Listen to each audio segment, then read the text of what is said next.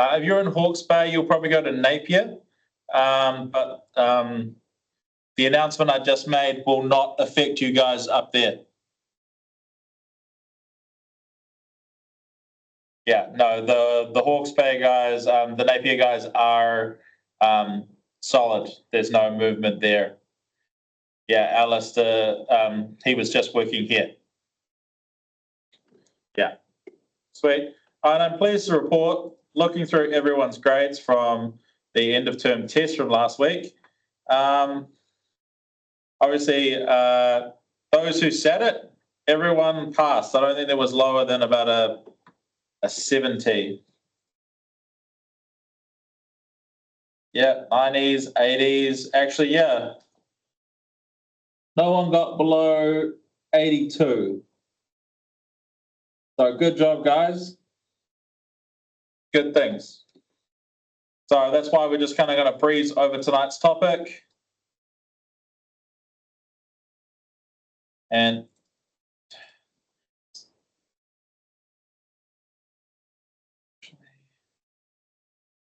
I'm going to be easier. Just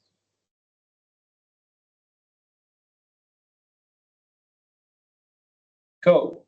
Did everyone share this? See this screen share?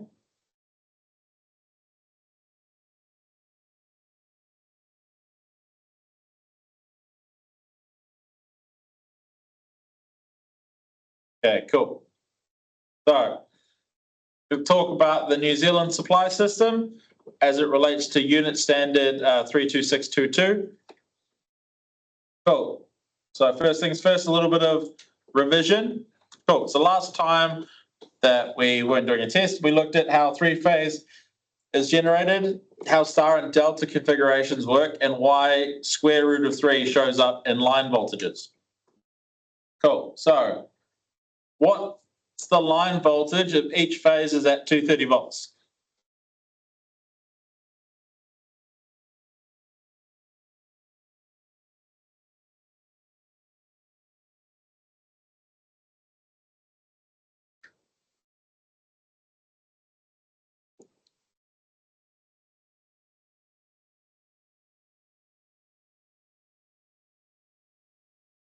Yep. So no matter what, even if we don't know the square root of 3, we know 230 and 400 go hand in hand in our supply network. Cool.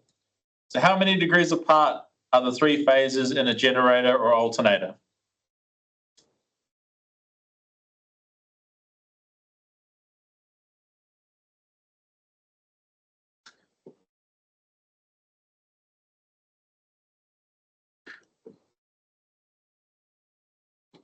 Yep, they're 120 degrees. So the three angles inside of a triangle, 120 degrees. Cool. Cool. So what configuration has a common neutral, star or delta?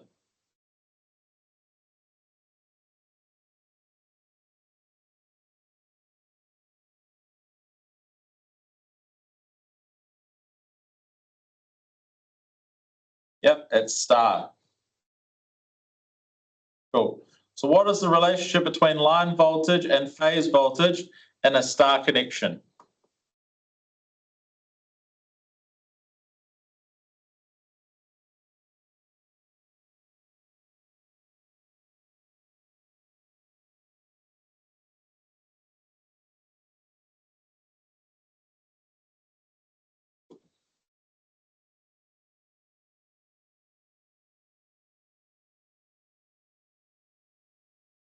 We were talking about it just before.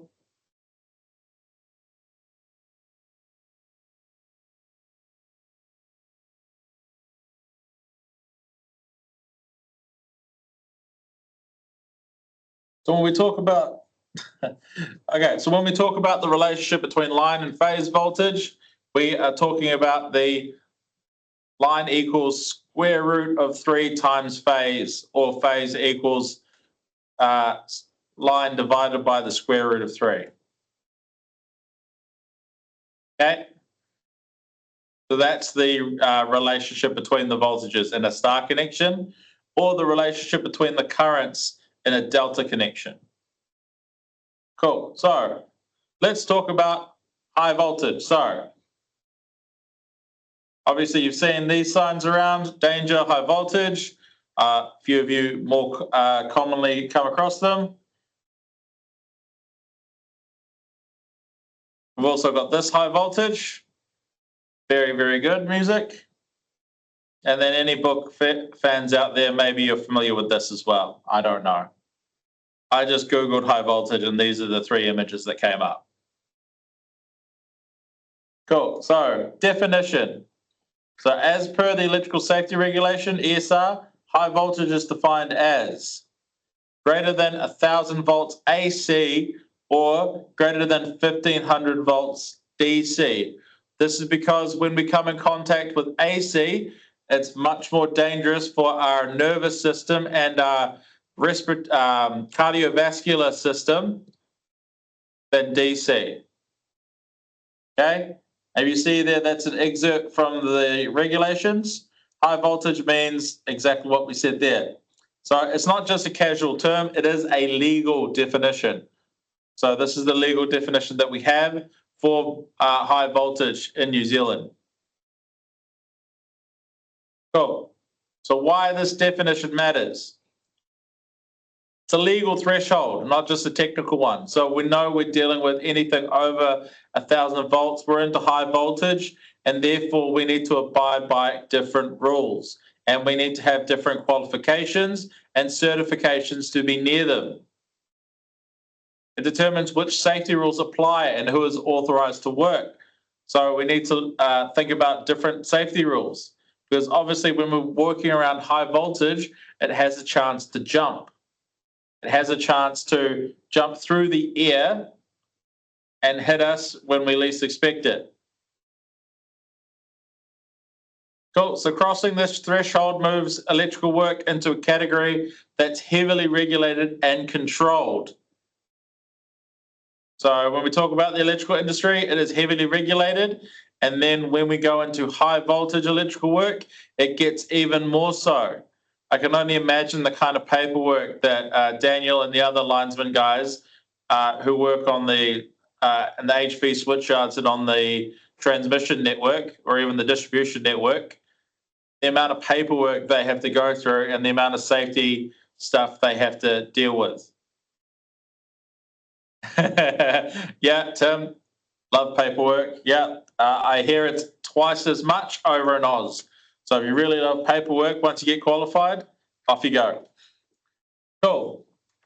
So we have hazard increases. So flashover distances. So with high voltage, as I said, electricity can jump through air gaps. Arc flash risk. So faults can release massive amounts of energy, enough to cause severe burns and equipment destruction, and potentially even limb explosion. I'm sure the high voltage guys have seen, hopefully not in person, but definitely pictures and videos of the injuries that result from high voltage shocks. Cool. So there are induced voltages and stored energy. So even after isolation, we can still have dangerous voltages that can remain in the cables and transformers or in capacitors. So not only can it induce voltages in other cables, it can induce voltages onto other surfaces. So other things that would normally not be considered live in a standard low voltage situation could be considered to possibly be live in a high voltage situation. And there are severe consequences. So mistakes at high voltage almost always lead to serious injury or more than likely death. Sure, we've all seen on TikTok, doom scrolling, all kinds of high voltage arc flashes and transformer explosions. Most of the time it happens from a distance, but if you're standing right next to it, I'm sure you will remember it if you survive. Cool. So regulations and restrictions. So because of these risks, high voltage work is heavily regulated by the Electrical Safety Regulations, which is enforced by WorkSafe and overseen by the EWRB. Only trained authorised staff working for Transpower or the local lines company can do high voltage switching or maintenance. For us as electricians, with obviously special exemption for those who are already working in that industry, it's about respect. We need to understand high voltage systems, but also need to know what we are authorized not to do. So we are not authorized to touch the high voltage.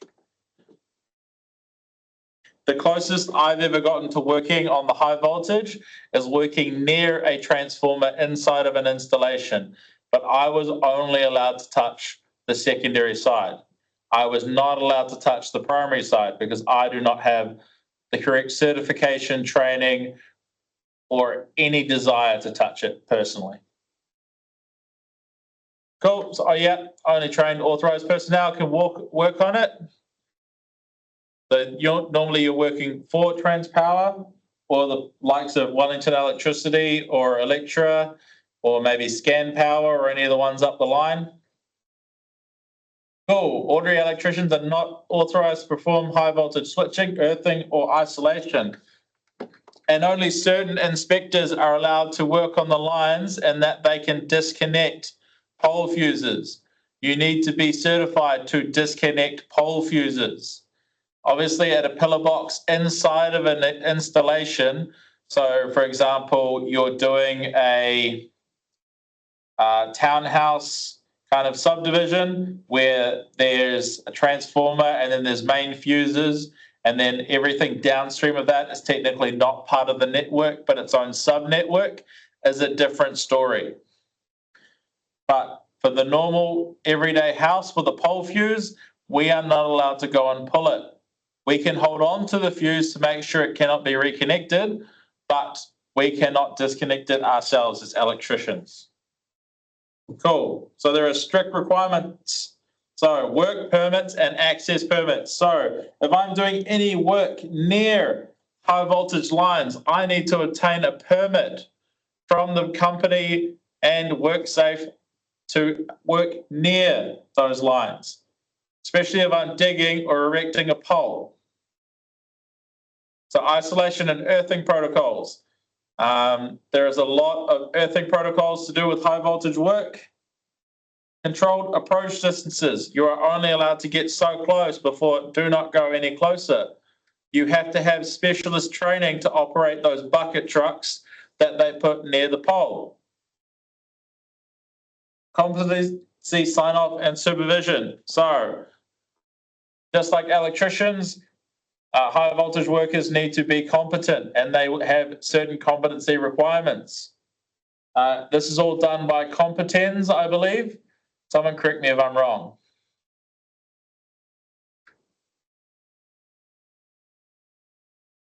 I'm looking at the likes of Daniel and all that. I think it's Competens NZ, or is it Concentrics that does all the high voltage stuff?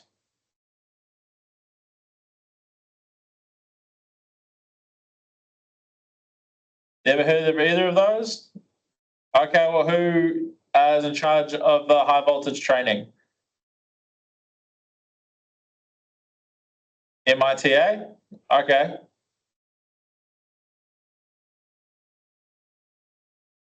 Grid skills? Okay. Cool. Sweet. Cool. So regulatory enforcement. So high voltage work is covered under the ESRs and enforced by WorkSafe. So these workers still need to have their license and competency requirements managed by the EWRB. Carrying out unauthorized HV work can result in disciplinary action, fines, and license suspension or cancellation. I don't know about jail time. I don't think it is a jailable offence, but the fines are still pretty hefty. Cool. So for electricians anyway, key message, understand high voltage, but know your limits. High voltage is not part of the standard electrical regulation. Nowhere in 3000 is it covered. Cool. So that's a little bit about the dangers of high voltage. Cool. So the New Zealand transmission system. So it's a pretty simple system. So here's a basic picture of it. So we've got the generators or the power stations, the transmission, which is a natural grid, Transpower normally. You've got your grid exit points, which is down to a distribution, which is part of the Electrical Transmission New Zealand members, ETNZ members. You've got your retailers or your retailing, and then consumers. All good, Connor, just join in. We're trying to make it a quick one, but the recording will still be available later tonight. So your generation is mostly your hydro, geothermal, thermal, wind, and solar. So your hydro is your hydro power plants, which is water. Geothermal is from your natural underground heat vents like Rotorua. Your thermal is anything that they burn a fossil fuel to create that thermal action.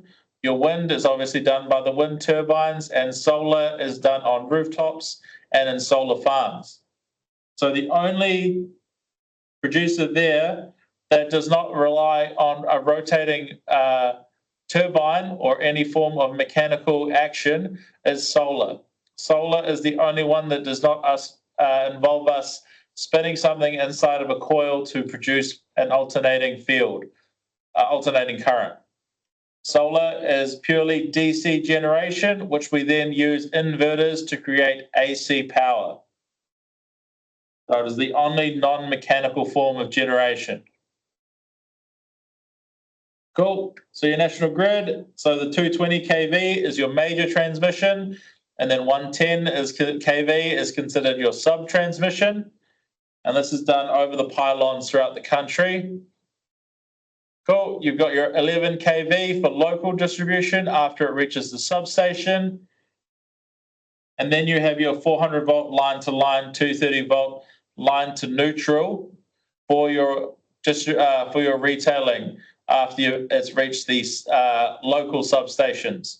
So once it's reached your roadside transformer. But why high voltage? Can anyone give me a reason as to why we use high voltage?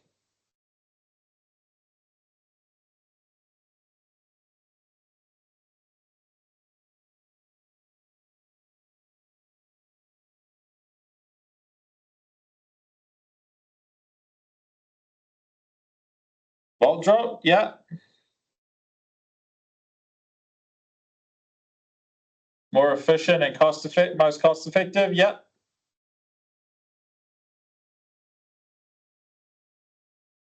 Over long distances, yeah. Better losses, well, yeah, less losses, I guess. Cool. So yeah, that's pretty much the nail on the head.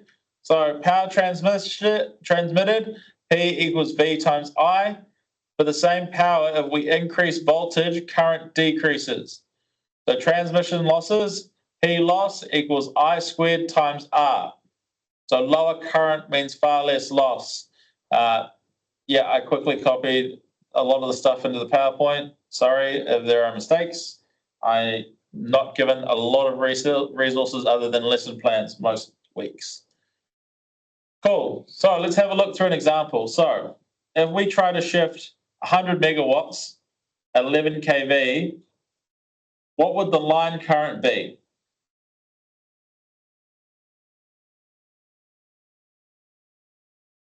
So if we're distributing it at 11 kV, what is our current?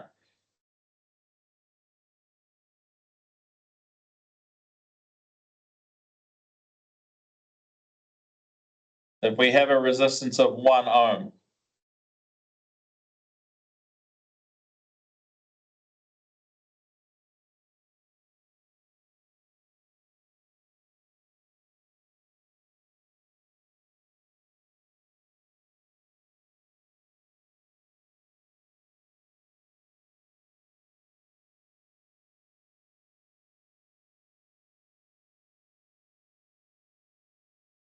Okay.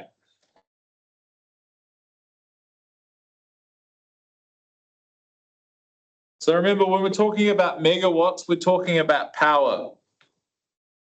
and power equals V times I. So if we want to find I, what's the calculation we're going to use?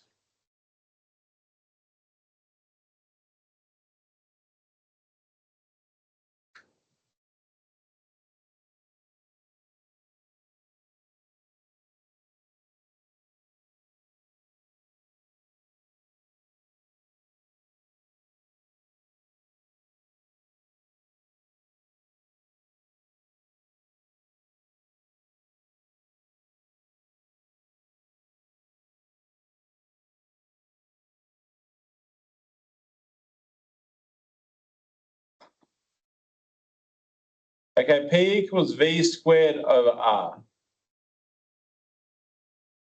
But it does equal for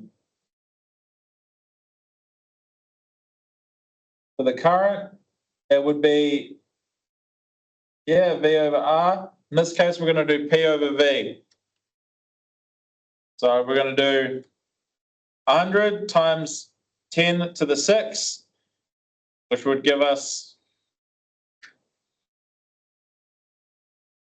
100 megawatts divided by 11 times 10 to the 3, which is our 11 kV, which gives us 9,091 amps.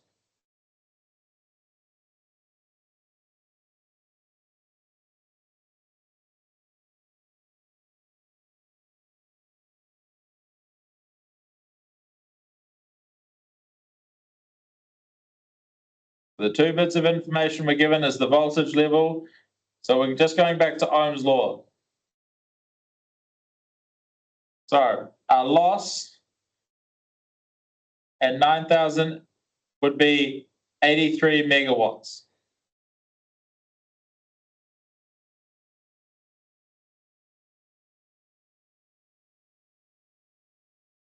That's 1 ohm.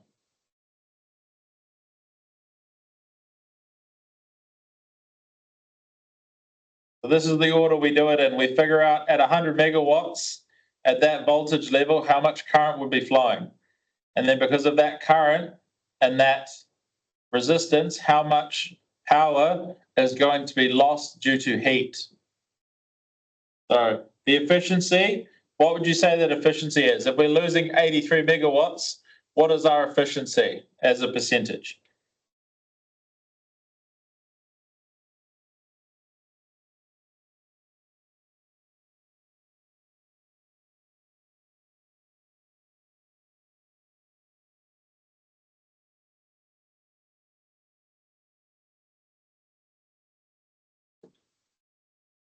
Yep. So 100 minus 83 gives us 17. So we're only transmitting 17 megawatts of actual usable power. So therefore, we have 17% efficiency. So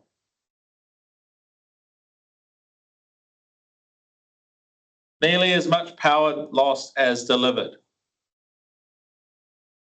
Cool. So we're losing more than 80 megawatts as heat. That's why we step up voltage for transmission.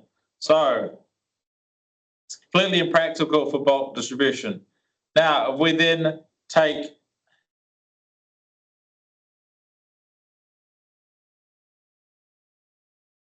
hold on a sec.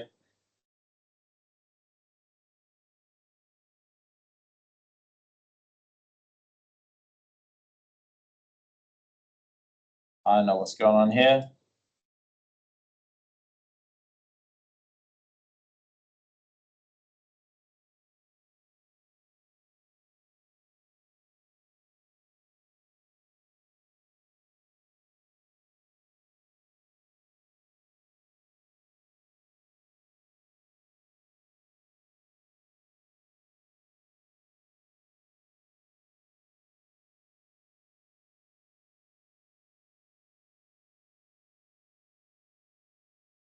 Oh.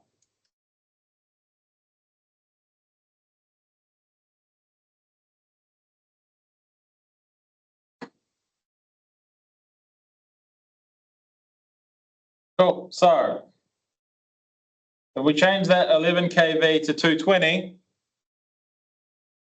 what's the current flow going to be this time?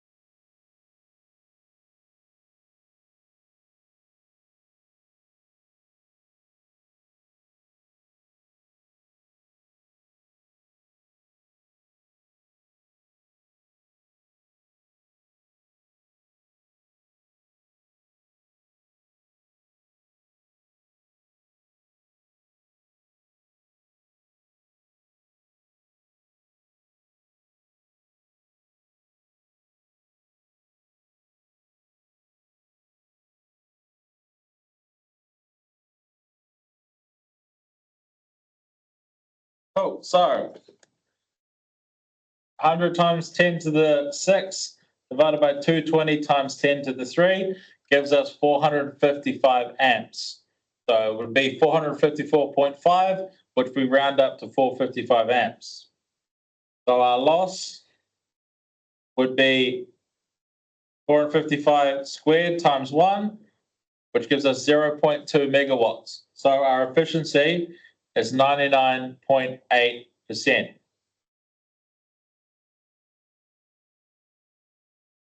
So the current strengths are just 455 amps, and the losses are almost nothing. So the Cook Strait high voltage DC link is a great real world example. 350 kilovolts DC lets us move 600 megawatts between islands efficiently, something AC couldn't manage over that distance. All right, I think there's a repeat of the slide. Cool. So by the HVDC link, so we have no change in current, unlike AC. This is annoying me.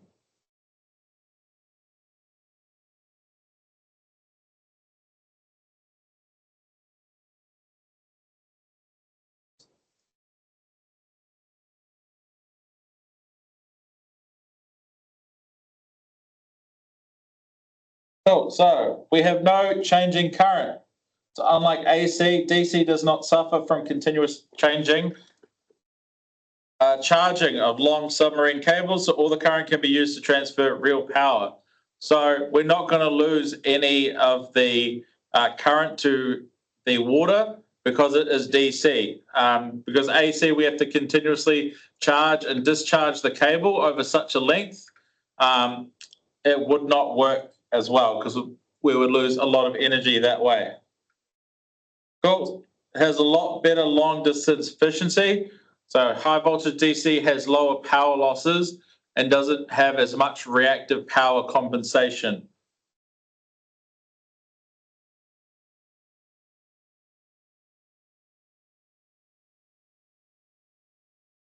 Yeah, that's why we use the HVDC link.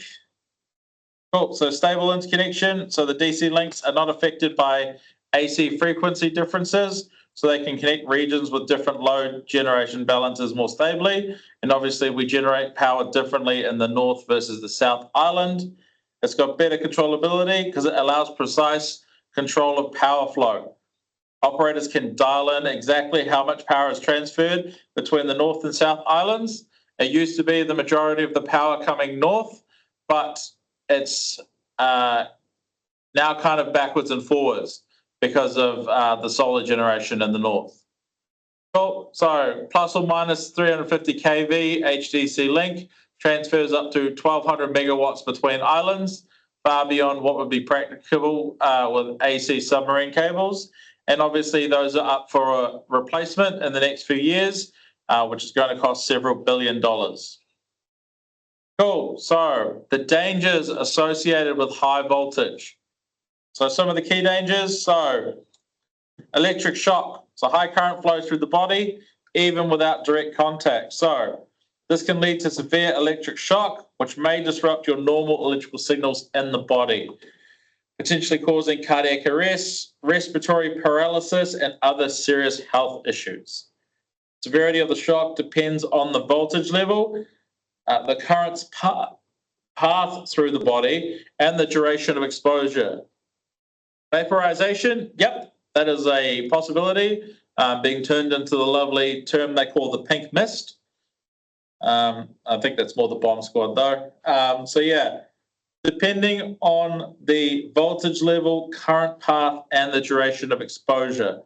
So the voltage level, so obviously the higher the voltage level, the more pressure pushing through your body. And obviously what happens when you put too much pressure on something, it kind of has a tendency to pop. The current path through the body, so if it goes across your heart, you're more likely to suffer cardiac issues. If it goes across your lungs, it can cause your lung muscles to shut down.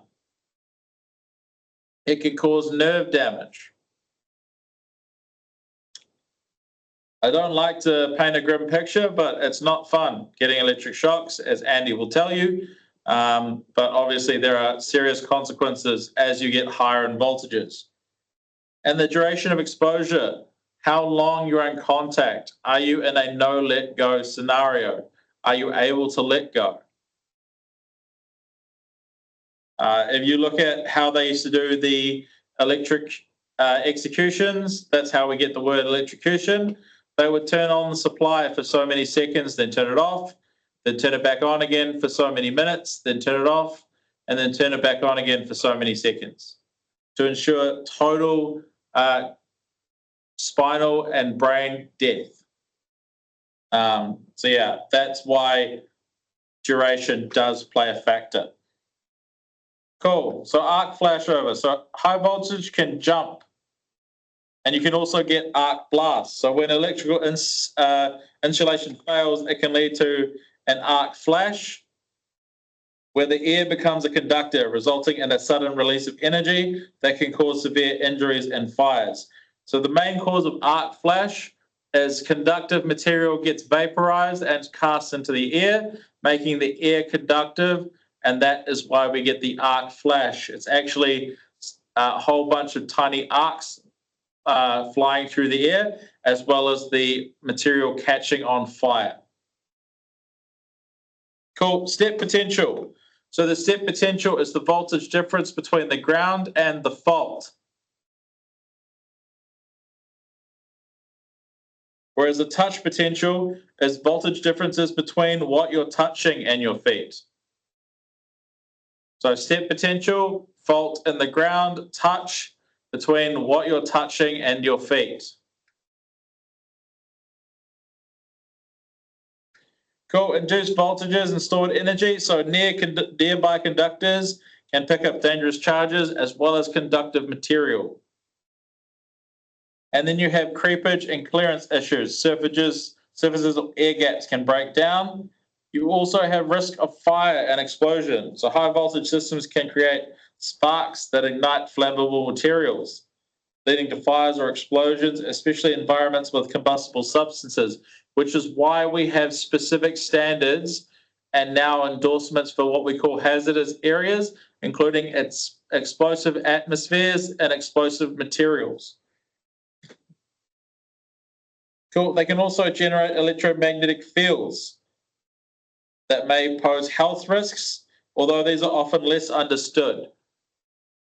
So that's when we start talking about cancer. I've had a few clients in rental properties ask me about can the EMF waves generated in the power lines cause cancer? Is the smart meter safe because it uses Wi-Fi? I've had all kinds of questions. Cool. So you don't need to touch a high voltage line to be in danger. At high enough voltage, the electricity jumps the air gap. That's why birds can sit on one line, but if they bridge to another line or earth, they'd be fried instantly because of their tiny, tiny little bodies. On the ground, a falling conductor can energize the soil. If it's damp enough, it can be highly conductive. The voltage spreads out in rings. If your feet are apart, you become the connection between two voltages. That's step potential. Cool. So now I'll watch a little video.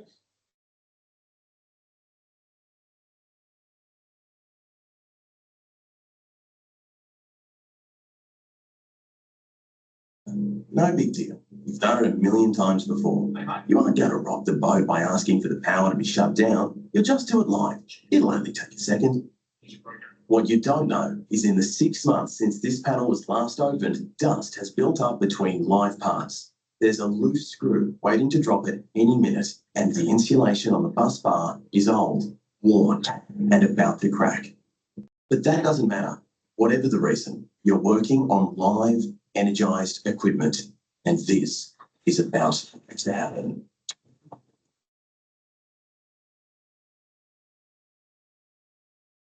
So, what just happened?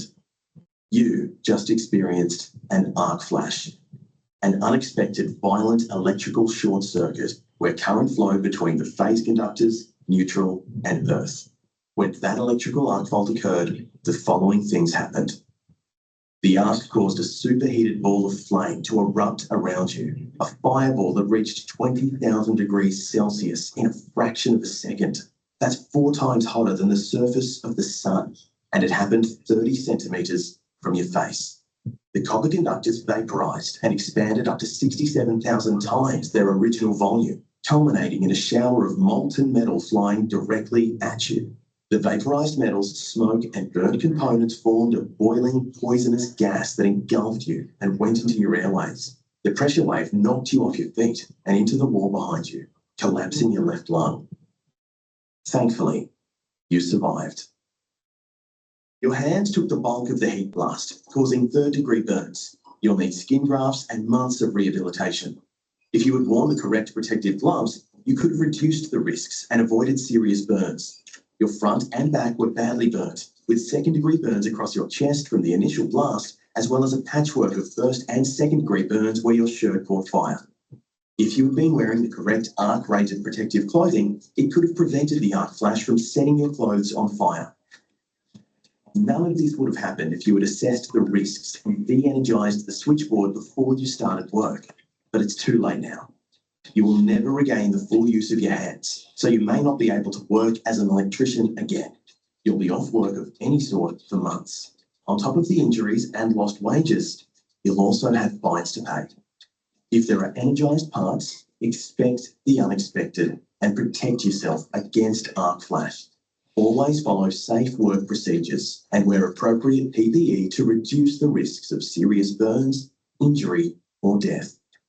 Remember, the only way to eliminate the risk of arc flash is to choose not to work live.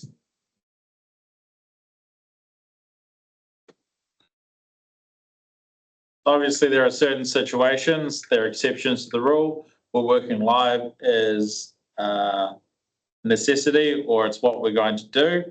But for the most part, it's not a good idea. So that was standard low voltage. That was just 400 volts. You know, imagine if you start playing with high voltage. So some health HV safety principles. So safe work procedures near high voltage. So permits and authorization. Approach distances are set by law and regulations. There is actually a law regulation for safe approach distances. Okay, step and touch precautions, shuffle or hop to move away. I'm sure one of the linesmen could turn the camera on and demonstrate the shuffle for us, maybe? No? Okay, cool. Isolation and earthing. So proven dead, earthed, and tagged. Only authorized personnel can switch earth high voltage equipment. I am not authorized to do it. I'm not touching it. Cool. So when it comes to HV, you can't rely on common sense. We also lost the ability to use common sense when we got the latest Health and Safety at Work Act. The safe distances are set for a reason. The arc can reach you even if you think you're far enough away. If a conductor is down, the safe way to walk away is by shuffling with your feet close together. That way, both feet stay at the same voltage. When working, high voltage equipment must be switched, isolated, tested, earthed, and tagged. So there are a lot of steps to go through. And remember, only HV qualified workers can carry out those steps. So any of us who are just normal apprentices or electricians, we can't do that. But obviously, you guys working in the high voltage side, you guys are trained to do that, or you're working with people who are trained to do that at least. So I'm not going to demonstrate the safety shuffle. I'm sure I can get a video of one of the co-workers doing it at some point, and I'll use it for another class. Cool. So the MEN system. So what is MEN? What does MEN stand for?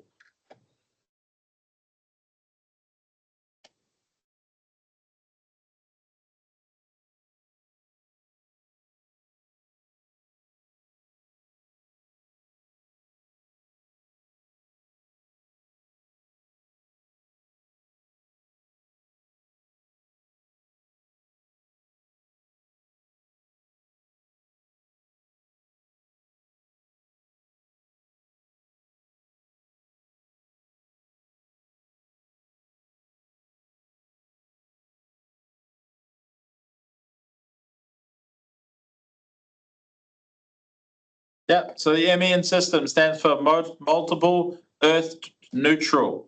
The reason we say earth neutral is because the neutral is earthed at multiple points in the distribution network. So the MEN system is the standard low voltage earthing arrangement in New Zealand as per electrical safety regulations, Regulation 27. It requires the neutral to be connected to earth at multiple points. So the supply transformer, at the consumer switchboards, and through connections to exposed conductive parts. It is also earthed at the other side of the transmission and generation network too, because the generators and all of the other distribution and transmission transformers are also earthed as well. This structure provides redundancy and ensures safety through rapid disconnection of faults. Cool. So the definition as per AS/NZS 3000 1.4.66, system of earthing in which the parts of an electrical installation required to be earthed are connected together to form an equipotentially bonded network. And this network is connected to both the neutral conductor of the supply system and the general mass of the earth. So the system provides a reliable, redundant, and safe return path for fault current. By earthing the neutral at the transformer and again at every installation, we're making sure the neutral stays close to earth potential at all times, which is why when you measure between earth and neutral at a power point, you'll probably only get 0.01 or 0.02 volts.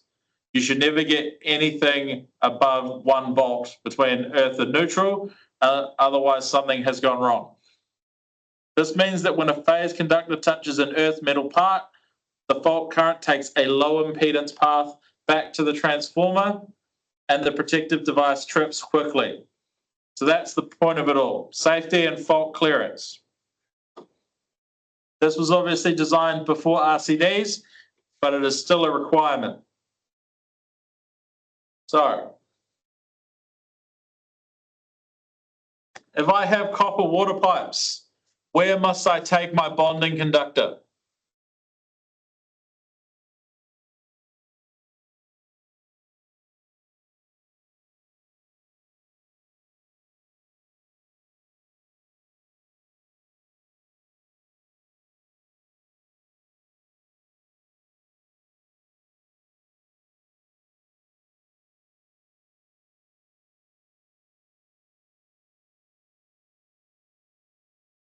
Yeah, it should be going back to my main earth bar or an earth bar that is electrically closest. So can I bond my kitchen sink, or sorry, can I bond my water pipe off of a subboard?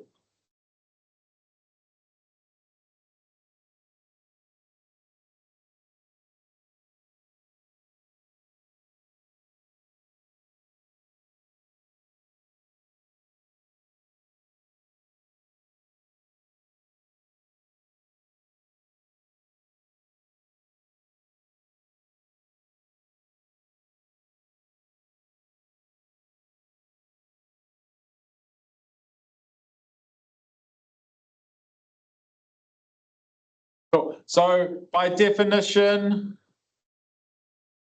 yes, the subboard should be bonded to the main board. Yeah. So the main reason the definition of a subboard is a board fed from another point that is an MEN. So a subboard is not an MEN board. There is a difference. So if it's an MEN board, but it's fed from another MEN board, it is an MEN board for that part of the installation. I know that's confusing, but the situation you can have is you have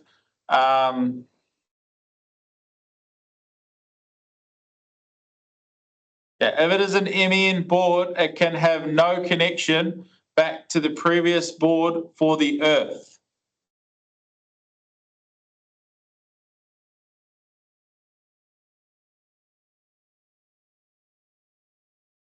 Yeah, earthing can get a bit of a touchy subject, especially around Huss. It can have its own earth if it is not connected back to another board.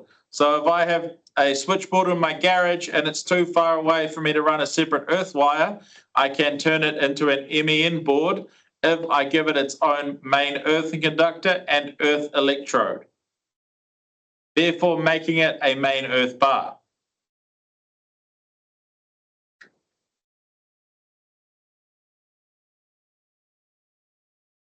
So along apartment blocks, you run an earth wire to the apartment block. So the mains cable to each apartment will have an earthing conductor inside of it that is the right size for the mains being run to that apartment. So the MEN board will be in the basement and will be called the main switchboard, and every apartment will have its own subboard with an earth running from the main switchboard to each apartment board.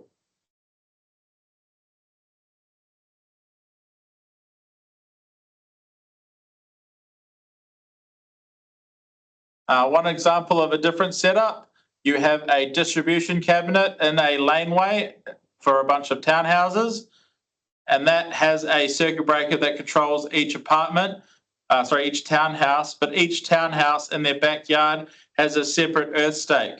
Therefore, each of the boards inside the townhouses, even though they are fed from another switchboard, they are not a subboard, they are an MEN board.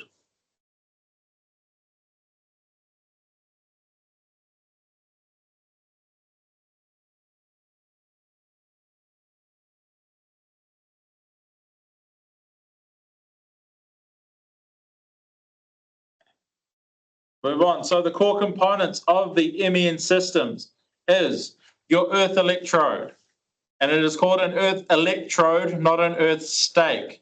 Stake is a colloquial term, but the actual proper name is electrode. So it's usually a 2-meter galvanized steel rod connected by the main earthing conductor, but sometimes it will be a copper earth stake or earth electrode that is longer, that is hammered in, joined, hammered in some more. Run through that again. Cool. So let's get out the whiteboard. Where is that?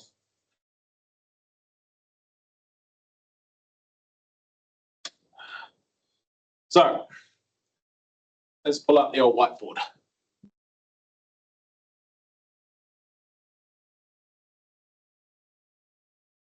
So the first scenario is apartment block. So I will have down in the basement, I will have my main board, switchboard, which is also my meter board. So I will have my supply from the transformer. So this is my transformer, will feed into the switchboard. I'm going to use yellow because I kind of have to. Let me stop sharing the screen.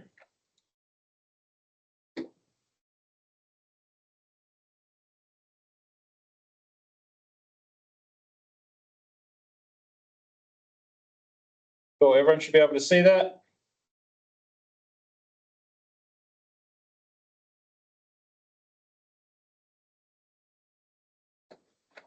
Cool, so this is my apartment building basement. So I've got my transformer, and then of course I have my earthing connection for my transformer, but then I also have my neutral, which also comes into the switchboard here. But I do not run an earth from my transformer. I take that outside to my earth stake. And I may have multiple, depending on the requirements of the installation. Okay? And then from there, I will take, let's go, apartment A, apartment B,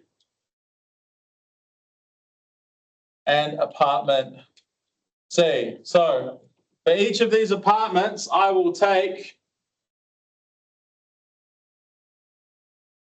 a neutral conductor. And an earthing conductor.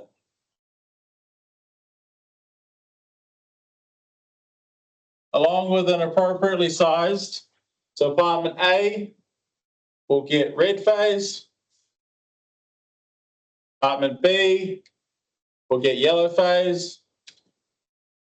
And apartment C will get blue phase.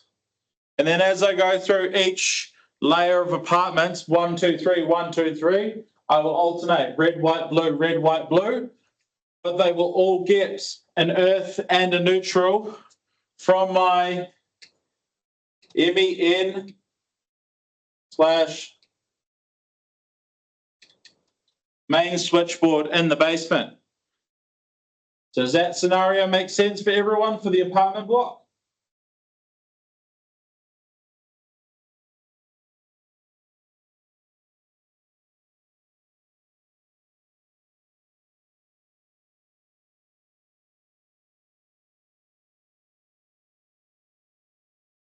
Okay, cool. So next scenario, I have, go back to black.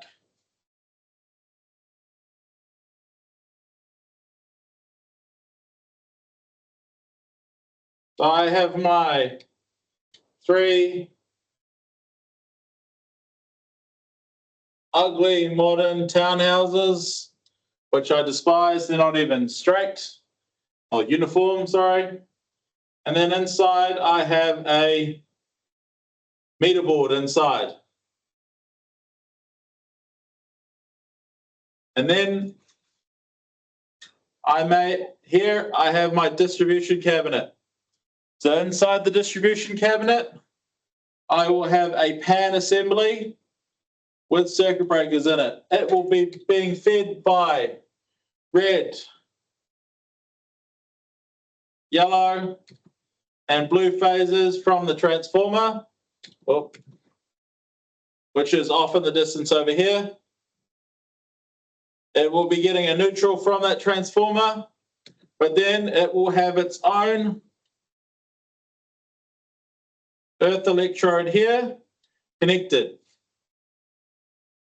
So from this distribution cabinet, I will then take my red phase into the first unit. I will take my yellow phase into the second townhouse. I will then take my blue phase into the last townhouse. And then obviously, just for ease of drawing, each of these also gets a neutral. They will not be the same neutral cable, but it will be the same shared neutral. But running an earth wire out to each unit is expensive. It's going to cost a lot of money because it has to be buried underground. And it is a lot easier to get single core neutral screen cable rather than or even 3-core neutral screen cable instead of having an earth with it.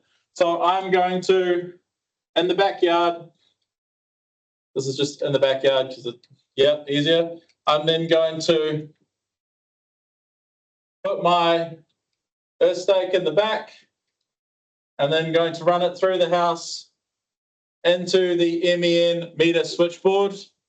And then obviously I will have my MEN link in each townhouse. So it is technically being fed from another switchboard, being the distribution cabinet, but each of these units has its own MEN, making them an MEN or main switchboard inside each installation.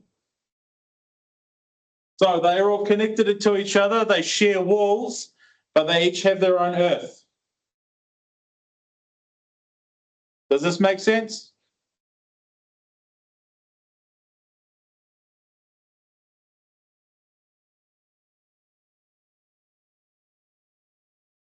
Cool.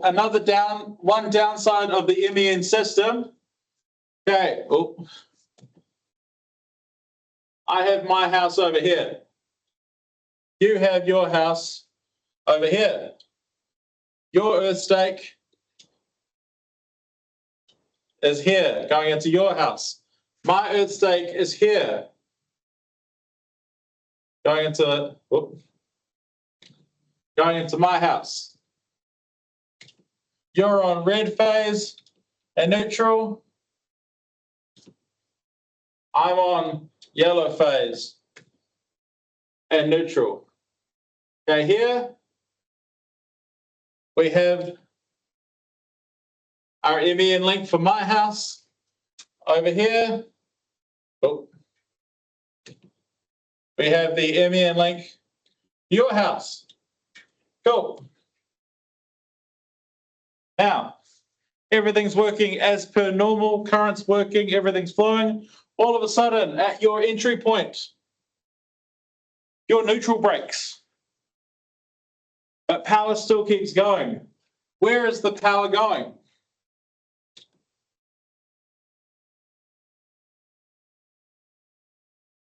Anyone take a guess where the power is now going? It's going to Earth. But where is it going? Yes, through my Earth. Your current is now flowing up my Earth stake, up my Earth conductor to my neutral bar. Yep, it's going back through my neutral now. This can cause issues with touch voltage and tingliness because now all of a sudden things go wrong. So that is a potential problem if current is flowing through the earthing system. Current is not supposed to be flowing through the earthing system. It doesn't function well, but it will function, especially if the soil is nice and wet. If it's the middle of winter, which is when typically your neutrals break because of the wind and all of the rain and fun storms we get. So there is a chance of the current flowing back through my earth, through my neutral. What is one way to stop this? Other than good maintenance? Yes, RCDs. So the problem is your circuit RCDs won't trip. So we only protect sub-circuits via RCD, which means that we have no idea if there's too much current flowing in our neutral or not. The only way to do it is to get what's called a property RCD. And these can be anywhere from 100 milliamp to 300 milliamp.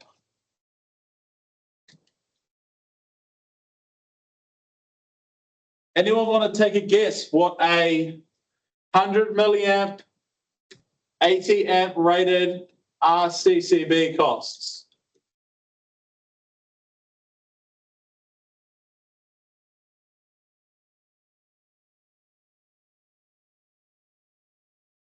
Oh, 1K, 200, getting warmer. $200, 90, 150.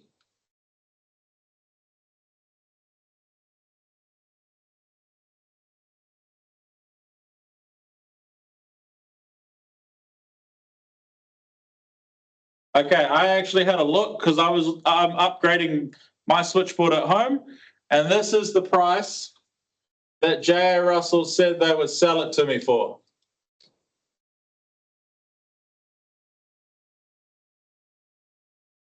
$388. Yep, then they used to be in every house.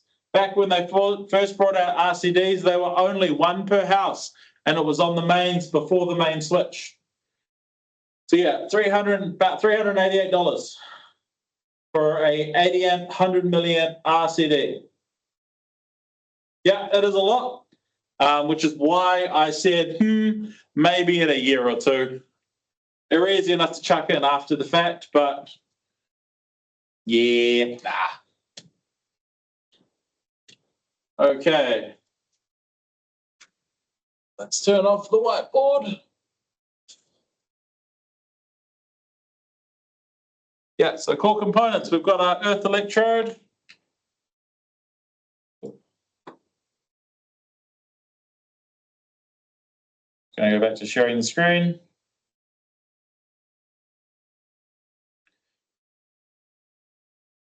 Cool. So yeah, we've got the earth electrode. We have the MEN link, which connects the neutral bar to the earth bar and the main switchboard. Cool. So what does our MEN, what can it be made out of?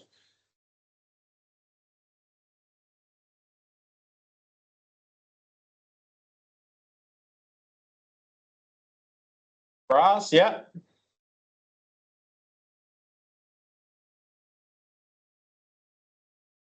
Yeah, brass, copper. What do we do if the main earth bar and main neutral bar aren't close to each other?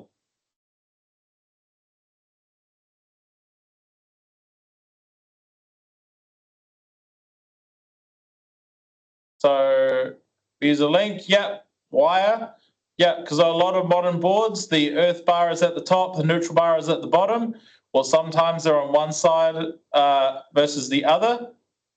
So we must use a bit of earth, preferably conduit wire, which must be the same, at least 6 mil. Or generally the best practice is the same size as our earthing conductor if we can. So I once had a pre-made board that my boss made, went to site. He didn't realize it was the MEN board. He'd taken the link out just so I didn't accidentally leave it in. So while I was on site, I had to grab a little bit of 6 mil earth wire and make up my own link. I then had a Housing New Zealand manager complain about it because they opened the switchboard and saw it. We first asked, why the heck are you opening a switchboard? You're not an electrician. And then we got our inspector to say, hey, no, he can do that. It's legal. Walk away. Cool. We have our earth buzz bar or our main earth, which is the junction point for all protective earth conductors in the installation. We have our neutral bar where the supply neutral is connected. Our protective earthing conductors, which connect exposed conductive parts to the earth bar.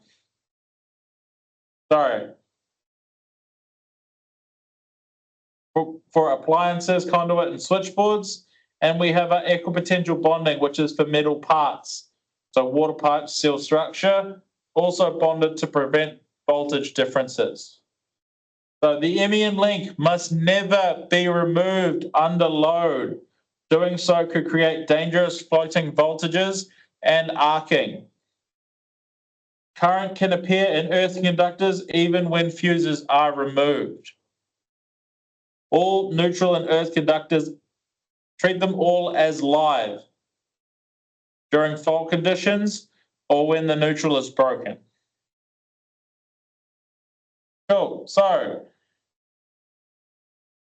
this picture should look familiar. You should draw something like it for one of the questions in the assignment. Cool. So you'll notice there are all of these parallel earth paths from the consumer electrodes to the earth transformer. So they can flow between installations through the earth and neutral bar. It does happen, and it can cause issues. Cool. So the advantages to the MEN system, it allows for low impedance fault paths, ensuring protected devices trip quickly. Voltage control, it ensures phase to earth voltages never exceed 230. Stable voltage references, so neutral to earth bond provides a national reference. And redundancy, Multiple earths reduce the impact of a broken neutral. Cool. So some disadvantages. So you've got risk of fire or shock from high fault currents go through poor connections can cause hazards. Broken neutral risk. Fault may go undetected, creating dangerous voltages. Sometimes all a client will notice is some flickering lights when they turn on their oven. Bonding is essential. All exposed conductive parts must be properly earthed. So we have to spend extra cable, extra time, extra money bonding all of these metal surfaces. Cool. So let's do some summary questions to check what you guys are paying attention. So what is the legal definition of high voltage in New Zealand under the ESRs?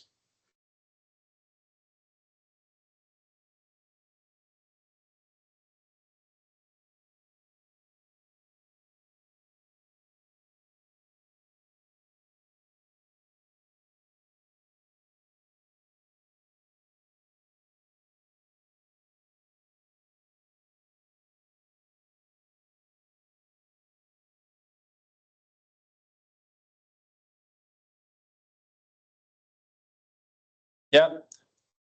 100 volt AC or higher, or 1500 volts ripple free DC. Yep. So more than 1,000 volts AC or 1500 volts ripple free DC. Why is electrical work on high voltage systems restricted to authorized persons only?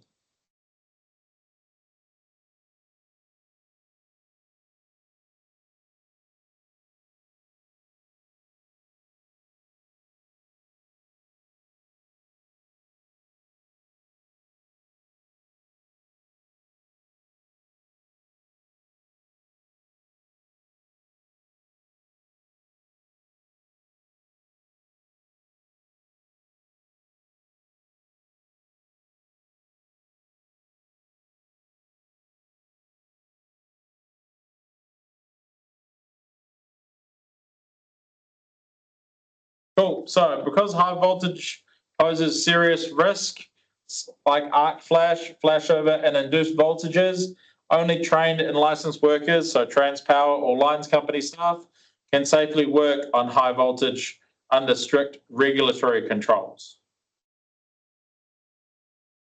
Cool. So what is the purpose of the MEN system in New Zealand?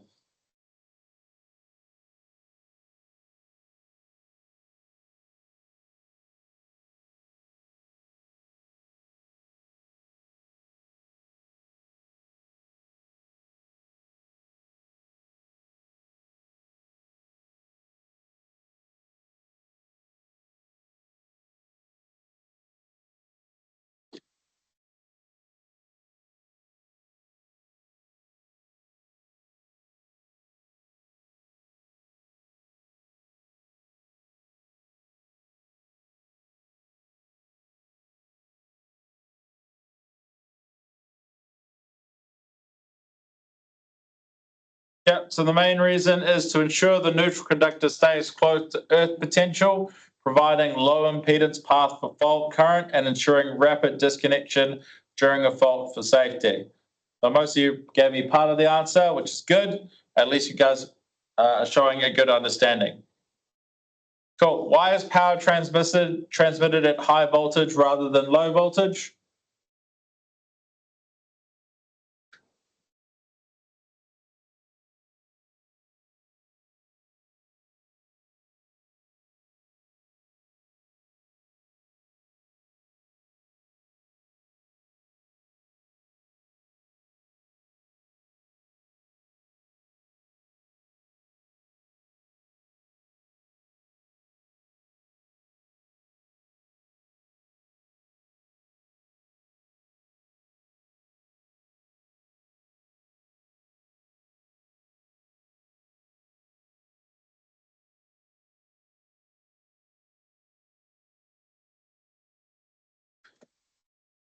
Cool. So transmitting at high voltage reduces current for the same power, which drastically lowers transmission losses or I squared R losses, making long distance power transfer efficient.